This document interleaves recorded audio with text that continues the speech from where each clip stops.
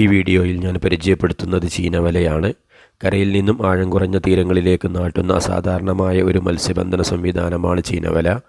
വലിയ മുള കൊണ്ടുള്ള ചട്ടത്തിൽ ഘടിപ്പിച്ചിട്ടുള്ള തൂങ്ങിക്കിടക്കുന്ന വലയാണിത്. ഒരു കുമ്പിളിൻ്റെ ആകൃതിയിൽ വല ചട്ടത്തിൽ നിന്ന് താഴേക്ക് തൂങ്ങിക്കിടക്കും. ചട്ടമടക്കം താഴേക്കും മുകളിലേക്കും ചലിപ്പിക്കാവുന്ന രീതിയിലാണ് ഇതിൻ്റെ സംവിധാനം ക്രമീകരിച്ചിരിക്കുന്നത്.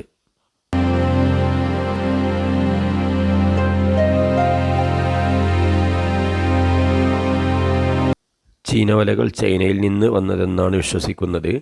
ചൈനയുമായി കൊച്ചിക്ക് 5000 കിലോമീറ്റർ ദൂരമുണ്ടെങ്കിലും പണ്ടുകാലത്ത് കൊച്ചി സുഗന്ധദ്രവ്യങ്ങളുടെ ഒരു പ്രധാന വാണിജ്യ കേന്ദ്രമായിരുന്നു. ചൈനയിൽ നിന്നും കേരളത്തിൽ വന്ന പര്യവേഷകനായ ഷെങ്ഹെ ആണ് ചീനവല ആദ്യമായി കൊച്ചിയിൽ കൊണ്ടുവന്നതെന്ന് കരുതുന്നു. എന്നാൽ പുതിയ ചില പഠനങ്ങൾ പറയുന്നത് മക്കാവുവിൽ നിന്നും പറങ്കികളാണ് ചീനവലകൾ കൊച്ചിയിൽ കൊണ്ടുവന്നു എന്നാണ്.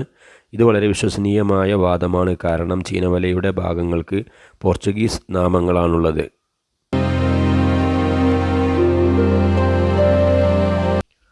വലിയ കമ്പുകളിൽ നാട്ടിയ ഓരോ വലക്കും 20 മീറ്ററോളം വീതിയും 10 മീറ്ററോളം ഉയരവും ഉണ്ടായിരിക്കും.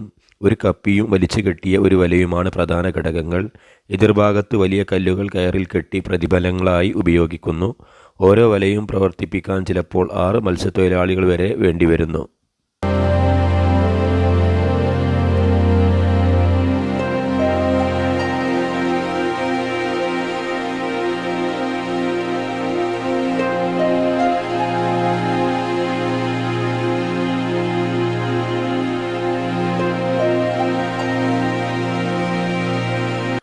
ഒരു പ്രധാന വിനോദസഞ്ചാര ആകർഷണമാണ് ചീനവലകൾ.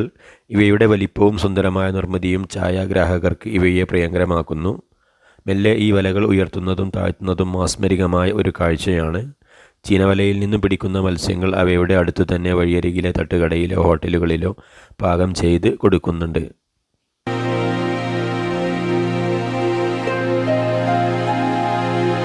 കേരളത്തിലെ എറണാകുളം ജില്ലയിലെ കൊച്ചി നഗരത്തിലെ കായലിലും അടുത്തുള്ള പുഴകളിലും ചീനവലകൾ കാണപ്പെടുന്നു. കൊല്ലം ജില്ലയിലെ പറവൂർ കായലിലും അഷ്ടമുടി കായലിലും ചീനവലകൾ കാണാറുണ്ട്. സാധാരണ കരയിലാണ് ചീനവലകൾ ഉറപ്പിക്കാറുള്ളതെങ്കിലും ചിലയിടങ്ങളിൽ ജലാശയങ്ങളിലും ചീനവല നാട്ടാറുണ്ട്. ചെറായി കടൽത്തീരത്തിനടുത്തുള്ള ചിറയിൽ ഇപ്രകാരം ജലാശയത്തിൽ സ്ഥാപിച്ച ചീനവലകൾ നമുക്ക് കാണാവുന്നതാണ്. ഈ വീഡിയോ എല്ലാവർക്കും ഇഷ്ടപ്പെട്ടിട്ടുണ്ടാകും എന്ന് കരുതുന്നു. അടുത്ത വീഡിയോയിൽ വീണ്ടും കാണാം. ബൈ.